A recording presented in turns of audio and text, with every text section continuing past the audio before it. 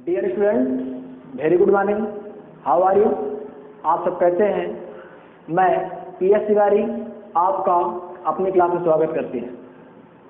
जैसा कि आप जानते हैं कि मैं एक फिजिक्स का टीचर हूँ और कल मैं आपको संडे स्पेशल में ज्योग्राफी का लेक्चर दिया था। आई होप कि आपको बेहतरीन तरीके से समझ में आया होगा। हमने उसको कंटिन्यू एक्सप्लेन किया है।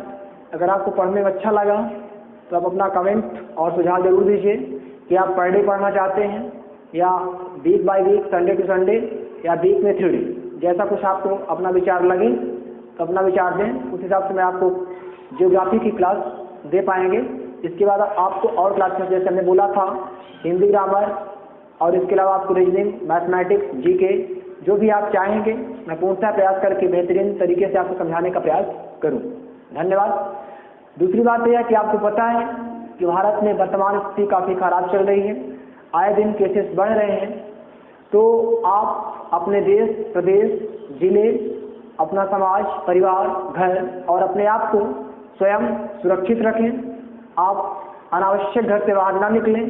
घर से बाहर निकलने पर मुंह को बांध कर या मास्क लगा के बाहर निकलें और हैंड सैनिटाइज जरूर करें। अपना ध्यान रखें, अपनों का ध्यान रखें। धन्यवाद। अब हम बात करते हैं आज फिजिक्स में। तो हमारा जो फिजिक्स का पिछला टॉपिक था इलेक्ट्रिक फोर्स लाइन, विद्युत बल रेखाएं तथा उसके गुण एंड इट्स प्रॉपर्टीज, अपन ने डिस्कस किया था। अब उसी के आगे टॉपिक है, बहुत अच्छे अच्छे टॉपिक है, छोटे छोटे टॉपिक हैं बट बहुत ही मोस्ट हैं according to objective question, according to competition. जैसे आप 12वीं के बाद कोई एग्जाम देते हैं, नीट का एग्जाम है, ठीक है, जेई मेंस का एग्जाम है, जेई प्री एग्जाम है, अदरवाइज कोई भी एग्जाम देते हैं तो उससे ऐसे क्वेश्चन इन फार्मूलों के माध्यम से निकलते हैं। तो आज अपन उसी पर डिस्कस करेंगे। तो आज का जो मेरा पहला टॉपिक रहेगा तो वह है आपका एक समान विद्युत क्षेत्र। पहला टॉपिक हमारा आज का क्या है? एक समान विद्युत क्षेत्र, यूनिफॉर्म इलेक्ट्रिक फील्ड। यहाँ पे लिखा हुआ है, हिंदी में कहेंगे एक समान विद्युत क्षेत्र, इंग्लिश में कहेंगे यूनिफॉर्म इलेक्ट्रिक फील्ड। ठीक, अब देखिए इसका नाम से स्पष्ट है कि इसे अपन क्या बोल रहे हैं, एक समान विद्युत क्षेत्र कह रहे हैं। मतलब एक ऐसा विद्युत क्षेत्र जिसमें उसके परिमाण और दिशा, नाम से स्पष्ट हो रहा है, एक पार्ट है, एक ऐसा विद्युत क्षेत्र जिसके परिमाण और दिशा क्या हो, समान हो, उसे अपन क्या कहेंगे, एक समान विद्युत क्षेत्र कहेंगे। पहले आप इसको डायग्राम से समझिए, इसके बाद मैं आपको परिभाषा नोट करवाऊंगा। ठीक है, तो मान लीजिए हमने इसको बोला एक समान विद्युत क्षेत्र। अपन कुछ लाइन ड्रा करते हैं, जैसे आपकी ये लाइन्स हैं, ये लाइन आपको कंटिन्यू दिख रही होगी। अगर आपको देखने में प्रॉब्लम है तो आप इसको जूम करके देखिए। इसमें हमने कुछ इलेक्ट्रिक फील्ड लाइन ड्रा की है, लगभग सारी लाइन बराबर इक्वल है ना। इसमें जो सारी लाइन आपकी इक्वल है लगभग। देखिए इसका नाम क्या था, एक समान यूनिफॉर्म इलेक्ट्रिक फील्ड। हमने शुरू में बताया है कि जो इनके परिमाण होंगे, तो जो लाइन्स हैं ये लाइन किसको दर्शाती हैं, परिमाण को, मैग्नीट्यूड को। हमने पहले बताया था कि जब हमने 11वीं में पढ़ा था सदिश, तो सदिश का मतलब क्या बताया था, सदिश का अर्थ होता है दिशा सहित, जिसमें परिमाण के साथ दिशा हो उसे क्या कहते हैं, सदिश कहते हैं। जैसे मैंने बोला था कि अगर आप यहाँ पे लिखते हैं वेक्टर P, मतलब आपका एक वेक्टर क्वांटिटीज है, तो यहाँ पे ये जो लाइन्स ड्रा करते हैं ये लाइन्स किसको शो करती है, मैग्नीट्यूड, परिमाण को। और जब इसमें डायरेक्शन देते हैं ये किसको दर्शाती है, दिशा को। यहाँ पे क्या बन गया, परिमाण और दिशा। ओके, समझ पा रहे हैं। तो ध्यान दीजिए कि हमने लाइन ड्रा की, इस सभी लाइन में जो लाइन पूरी कंटिन्यू आपको दिखाई दे रही इलेक्ट्रिक फील्ड लाइन, इसमें लाइन क्या दर्शा रही है, क्या शो कर रही है, मैग्नीट्यूड, परिमाण को दर्शा रही है। और जो एरो का सिंबल है, तो एरो आपका क्या दर्शा रहा है, दिशा को, यानी कि इसमें परिमाण और दिशा दोनों दिखाई दे रहे हैं। अब आप ये देखिए कि सारी रेखाएं एक ही दिशा जा रही हैं।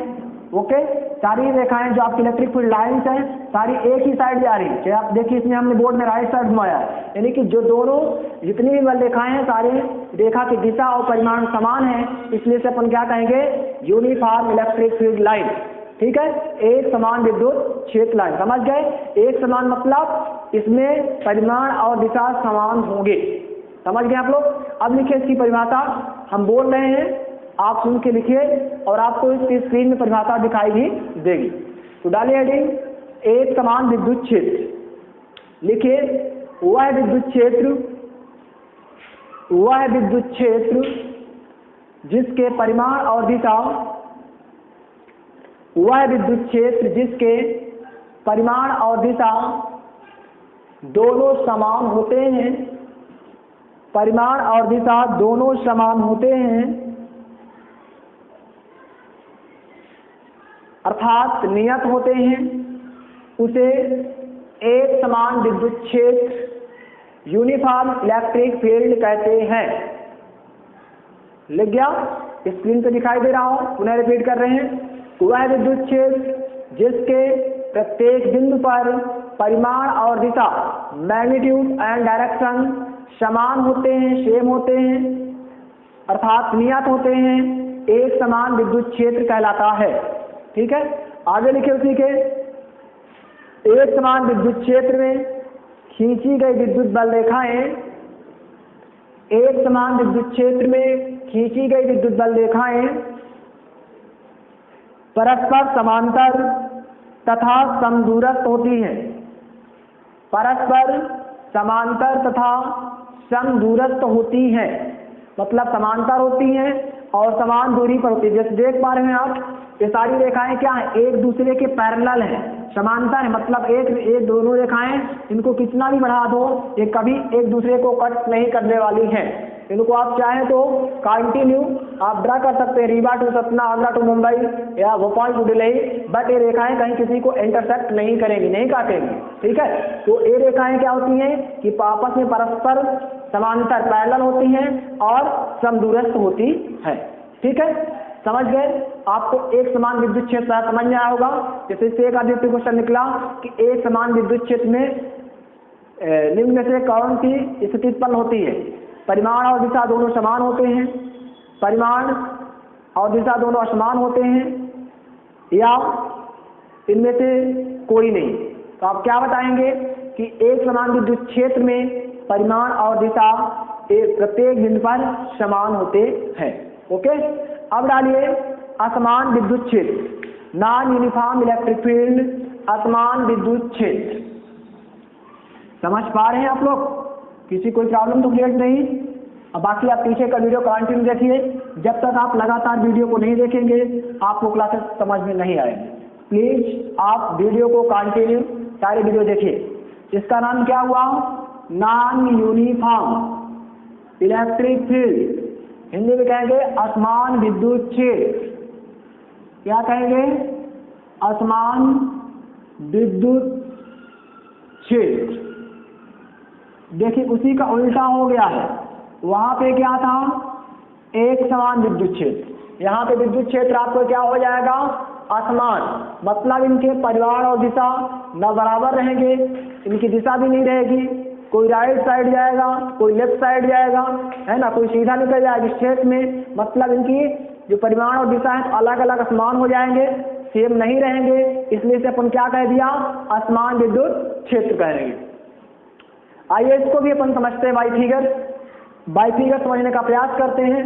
जैसे मान लीजिए एक रेखा हमने ड्रा की, इलेक्ट्रिक फील्ड लाइन आप किए जा रही है, दूसरी रेखा आपकी हमने ड्रा की, एक इधर जा रही है, तीसरी रेखा सीधी जा रही है, चौथी रेखा यहाँ पे जा रही ड्रा किया, पांचवी रेखा जा रही है। कि आप देख पा रहे होंगे कि सभी रेखाएं जो हैं तो भिन्न भिन्न दिशाओं में जा रही है, इनकी दिशा एक जैसे नहीं है ना, कोई ऊपर की ओर ड्रा कर रही, कोई नीचे की जा रही, कोई बीच से निकल रही सेंटर से, यानी कि जो असमान, नाम से स्पष्ट असमान, यानी कि इनका जो विद्युत क्षेत्र होगा तो कैसा होगा? अलग अलग होगा, इसलिए क्या कहा गया? इसे असमान क्षेत्र कहा गया। तो ये हो गया समान विद्युत क्षेत्र की परिभाषा है, मतलब कि उसी का उल्टा हो जाएगा, वहां पे जो लिखे से थोड़ा सा हट हो जाएगा।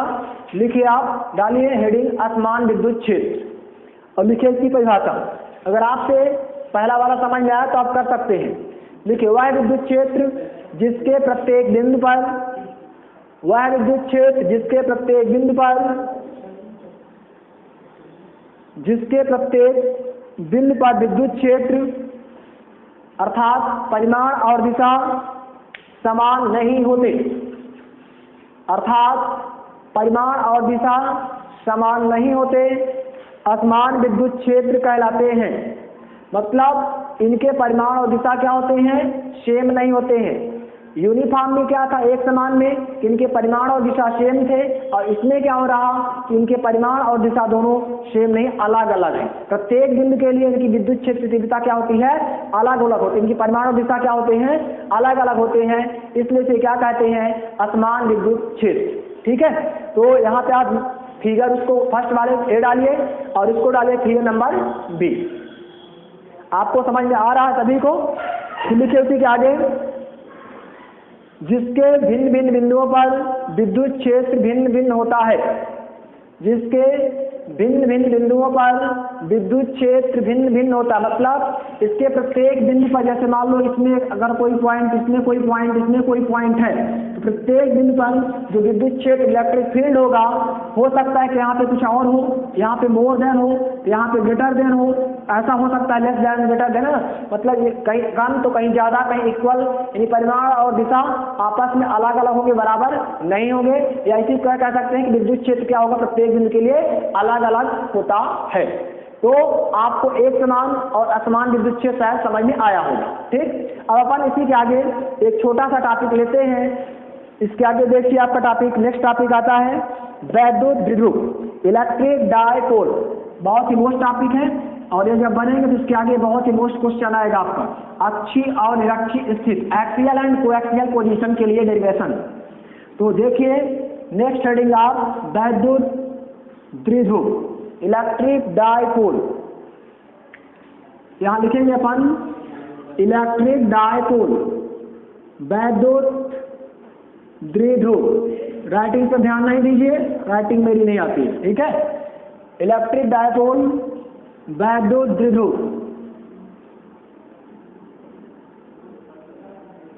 अब देखिए इसको समझिए, आप शायद समझने का प्रयास करिए, क्योंकि हम बताए हैं कि साइंस है, तो साइंस में क्या है, क्यों है, कैसे है, नॉर्मल क्वेश्चन है।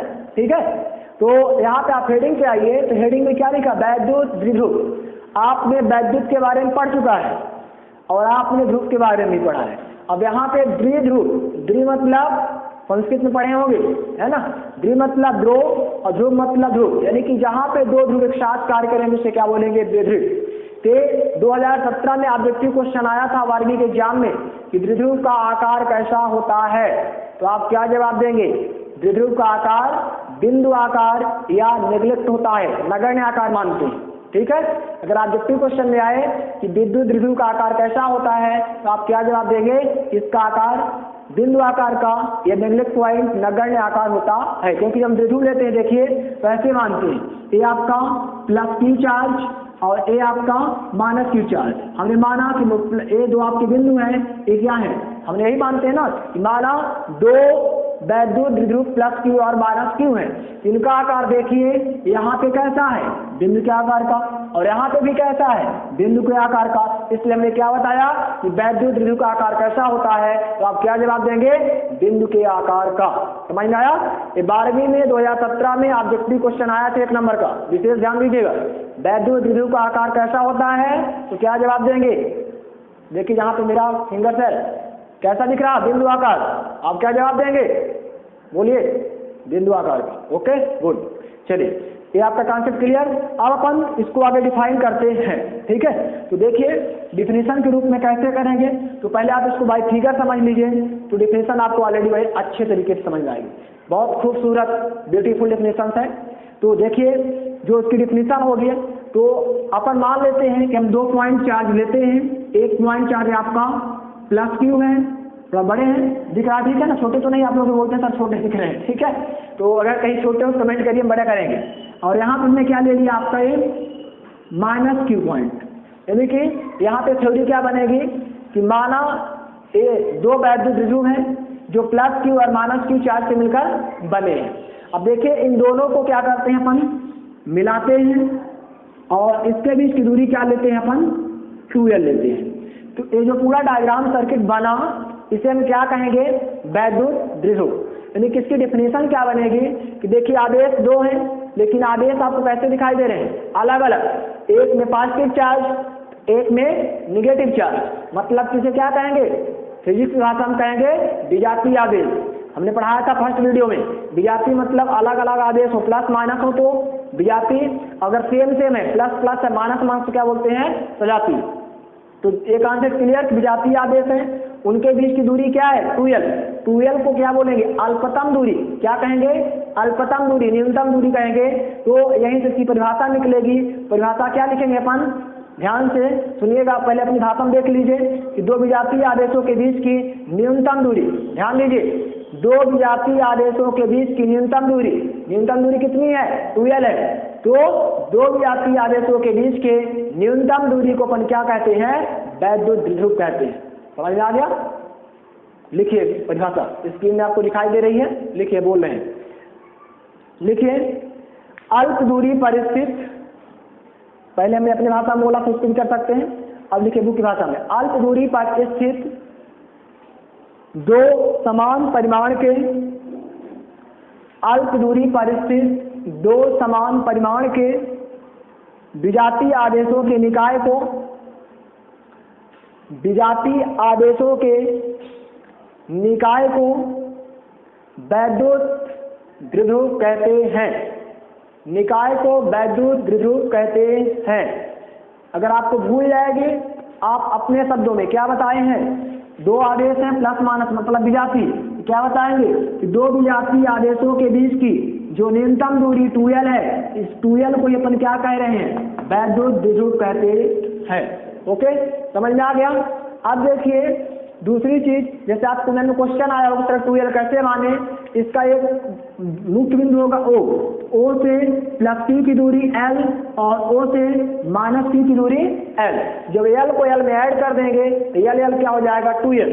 इस प्रकार से इसके बीच की दूरी क्या बन जाएगी, 2l बन जाएगी। ठीक, तो वैद्युत द्विध्रुव की परिभाषा कंप्लीट। यहाँ पे डायग्राम बना लीजिए, फिगर इलेक्ट्रिक डायपोल करके, इसका नाम दीजिए इलेक्ट्रिक डायपोल, वैद्युत द्विध्रुव इस फिगर का नाम है।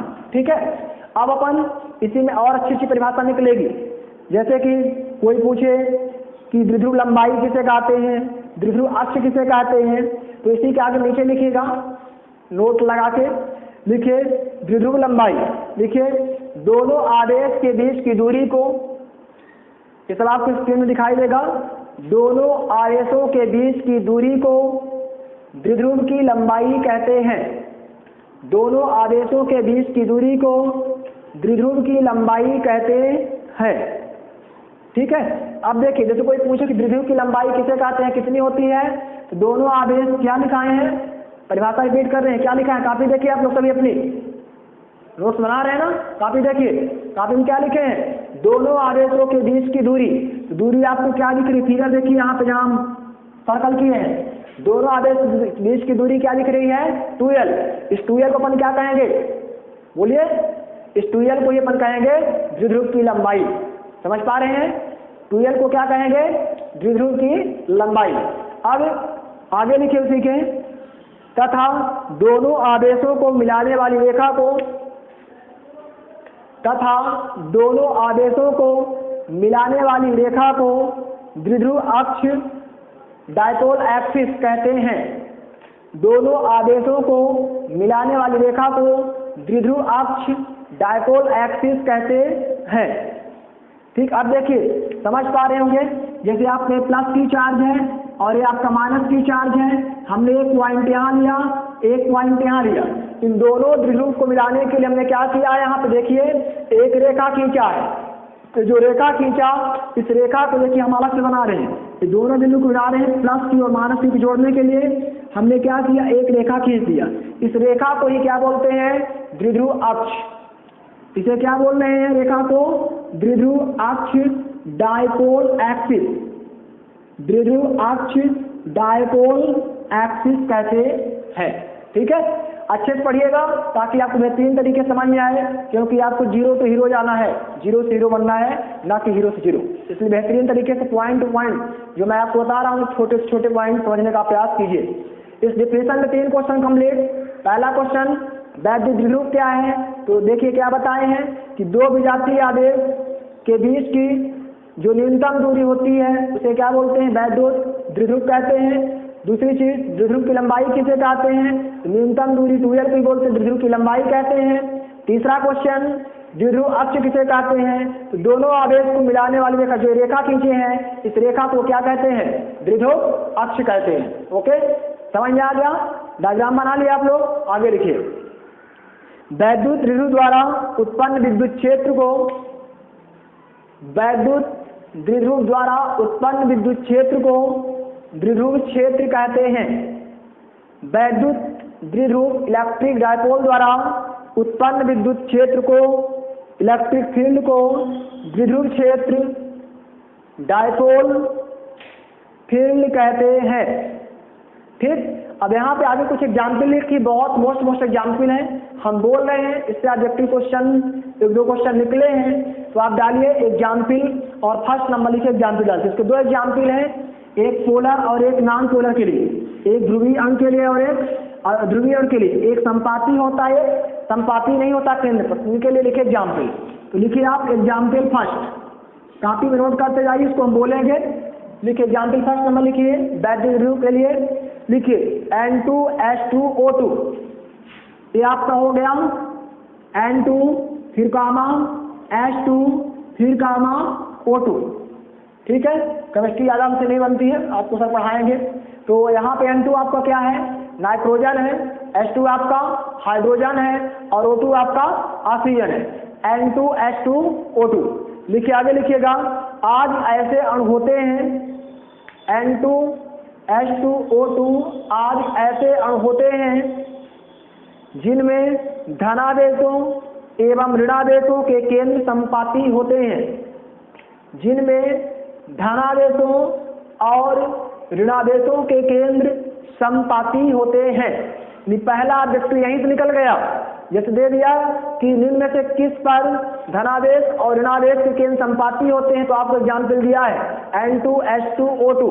इन तीनों पर क्या होता है? ऋणावेश और धनावेश के केंद्र क्या होते हैं? संपाती। इसको कर लीजिए अंडरलाइन। ठीक, फिर आगे लिखिए। जब ऐसे अणुओं को किसी विद्युत क्षेत्र में रखा जाता है, जब ऐसे अणुओं को किसी विद्युत क्षेत्र में रखा जाता है तो दोनों आवेशों के द्रव्यमान केंद्र एक दूसरे के सापेक्ष थोड़ा सा विस्थापित होकर द्विध्रुव बनाते हैं। ठीक है, संपाती होते हैं मतलब अध्रुवीय अणु। संपाती का मतलब, अब तो ठीक है ना, ज्यादा बड़े लिख दिए, दिखाई दे रहा सभी को। संपाती होते हैं, तो संपाती का मतलब क्या बता रहे हैं कि संपाती का मतलब होगा कि अणु कैसे हैं आपके? अध्रुवीय अणु है, अध्रुवीय अणु, नॉन पोलर, अध्रुवीय अणु नॉन पोलर। मतलब ध्यान रखिएगा, केंद्र पर क्या होते हैं? देखिए N2H2O2 आपके केंद्र पर क्या होते हैं? संपाती होते हैं। काफी बोर्ड अक्षर में लिखे ताकि आपके दिमाग में फिट रहे। N2H2O2 केंद्र पर क्या होते हैं? संपाती होते हैं। और संपाती का मतलब क्या होता है? ये कैसे अणु है? अध्रुवीय अणु है, नॉन पोलर्स हैं, ना कि पोलर्स हैं। अब इसी को लिखिए दूसरा एग्जाम्पल। ये ऑब्जेक्टिव में आया दूसरा वाला, ये आ सकता है, अभी नहीं आया था, आ सकता है। और जो दूसरा लिखा रहे हैं ये 2018 के पेपर में आया था ऑब्जेक्टिव में। इनमें से कौन सा ध्रुवीय अणु है? तो पहले लिखिए example number second, example number second. ठीक है, देखिए H2O,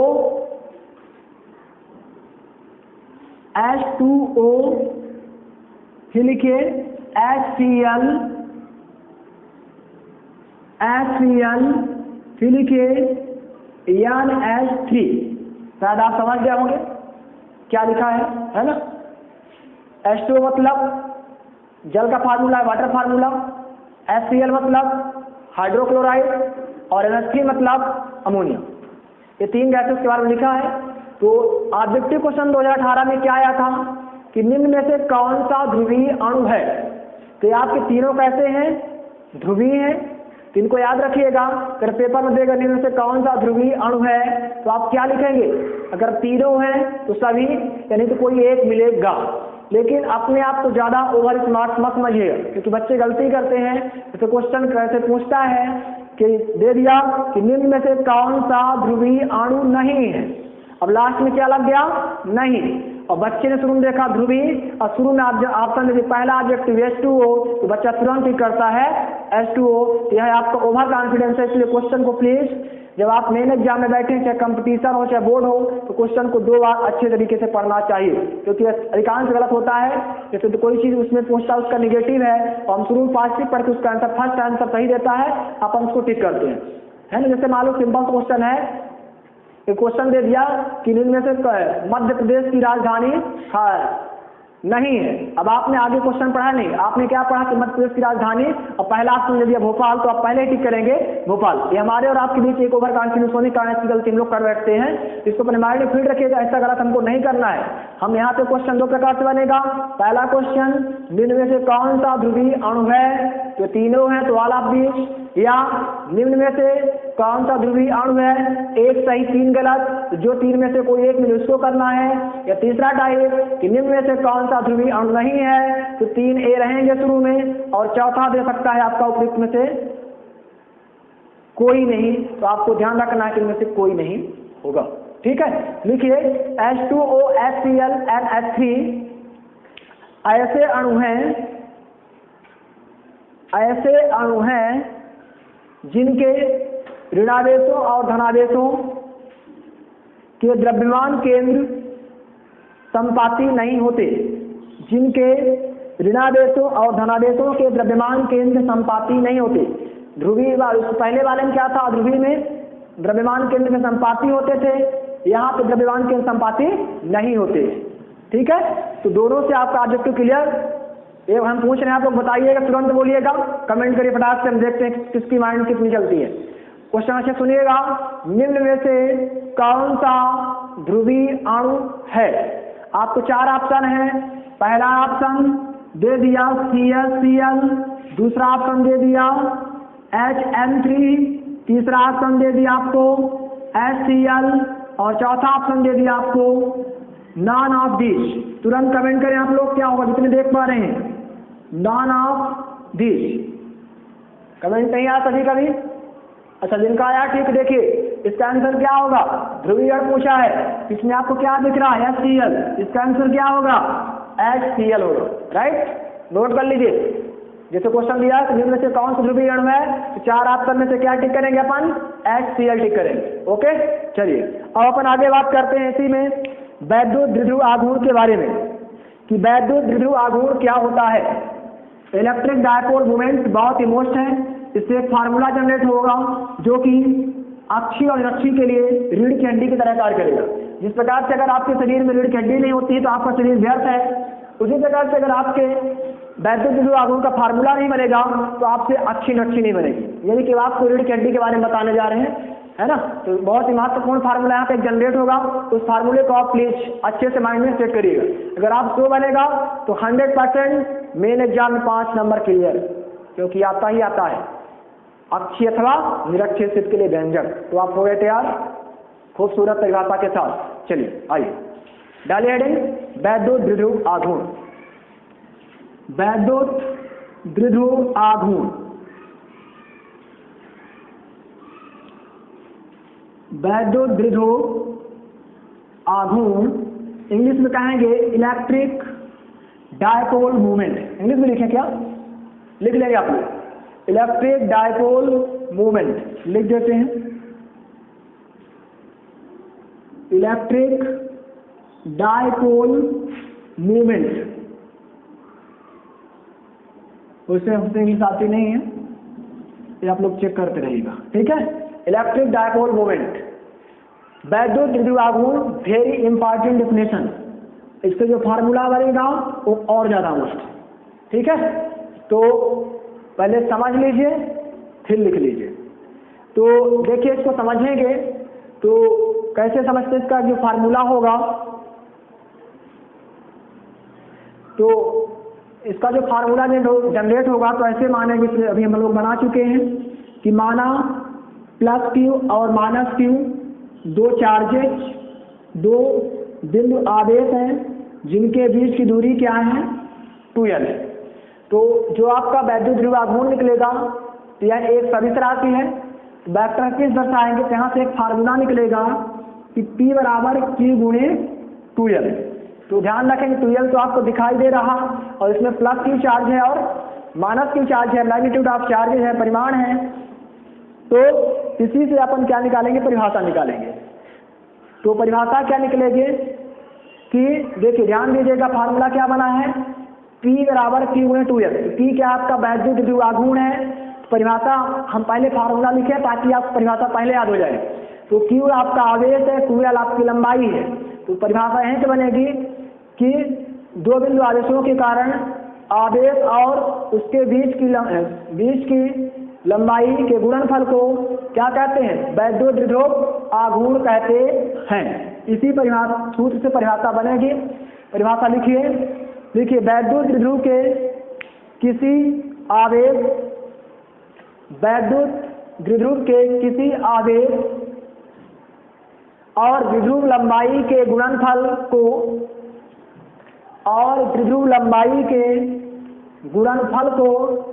वैद्युत द्विध्रुव आघूर्ण कहते हैं।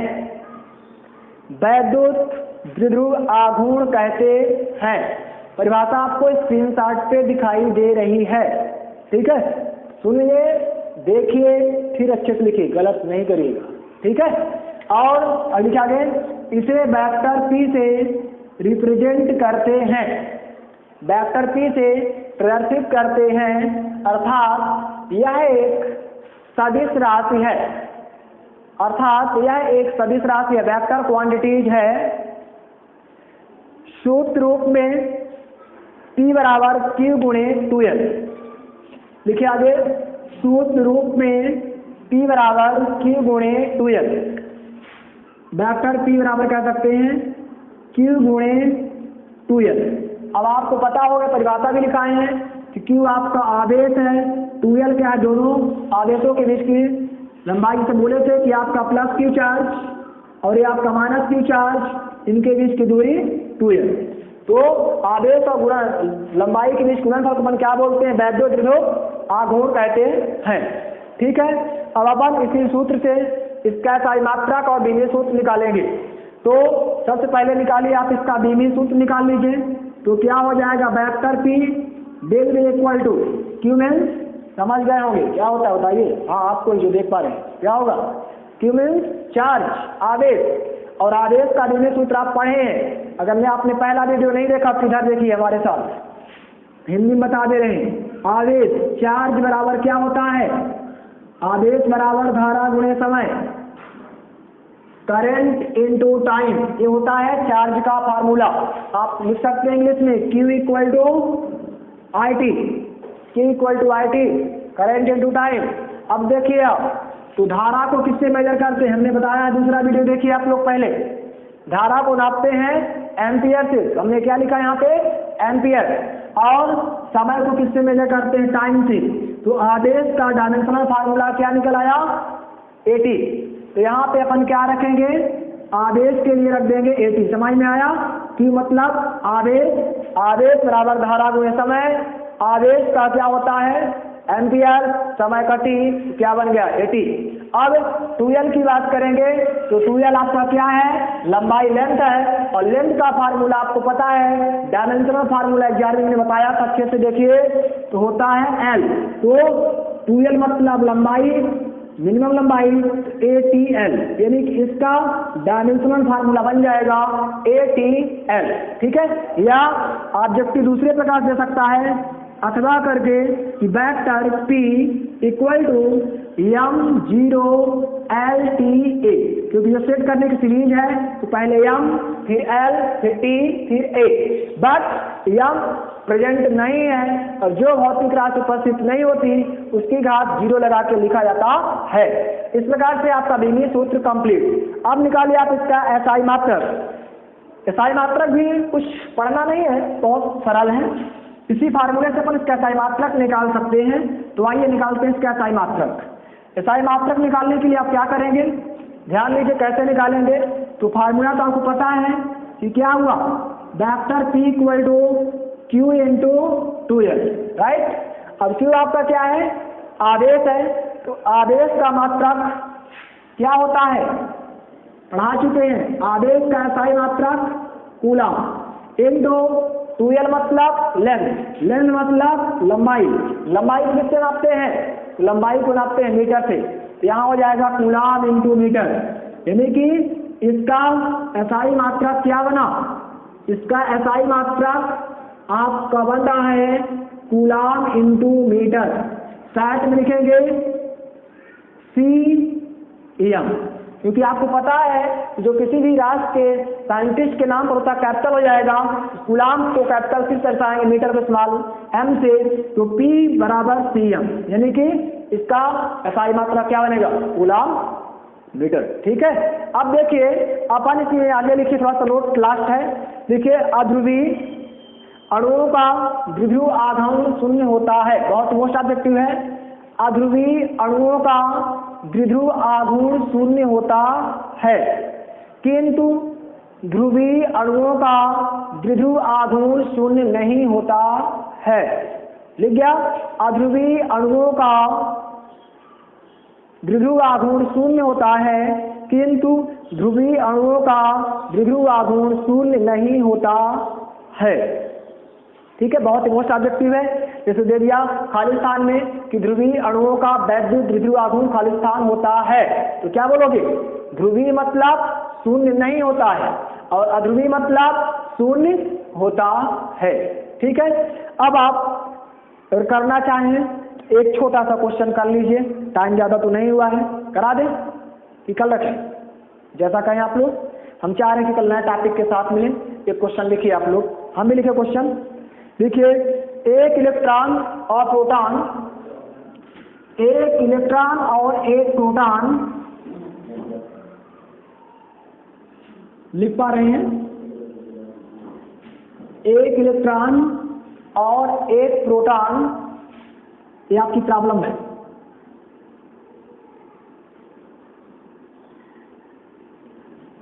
एक इलेक्ट्रॉन और एक प्रोटॉन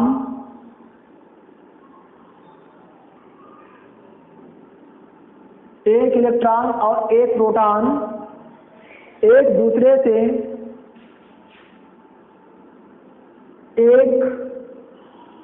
दूसरे से वन एंगस्ट्रॉम की दूरी पर हैं, की दूरी पर है। इस वैद्युत द्विध्रुव का द्विध्रुव आघूर्ण कितना होगा? इस वैद्युत द्विध्रुव का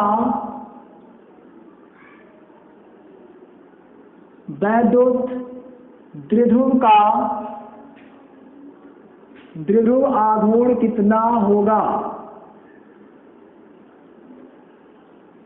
द्विध्रुव आघूर्ण कितना होगा? चलिए इसको सॉल्व करिए, बन जाएगा तभी से। थोड़ा सा आवाज सही नहीं आ रही है, लिखिए सलूशन इसका, शायद बनता होगा सही से आपसे। फिर भी चलिए कोई बात नहीं, काटते ना। कितनी बड़ी प्रॉब्लम हो उसको ज़्यादा बड़ा भी नहीं मानना चाहिए, और कितनी भी छोटी प्रॉब्लम हो उसको ज़्यादा छोटा भी नहीं मानना चाहिए, है ना।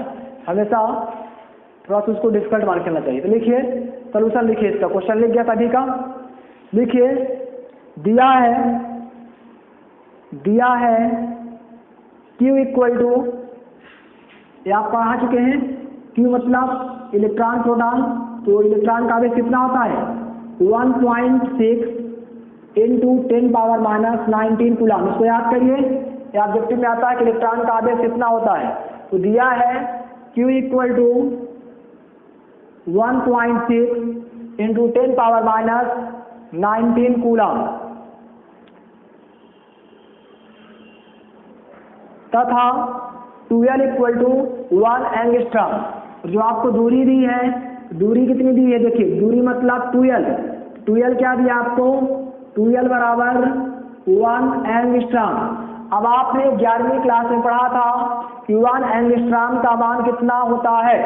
तो 1 एंगस्ट्रॉम का मान होता है 10⁻⁻10 मीटर। अगर नहीं याद है तो लिख लीजिए, 1 एंगस्ट्रॉम बराबर कितना होता है, 10 की घात माइनस 10 मीटर।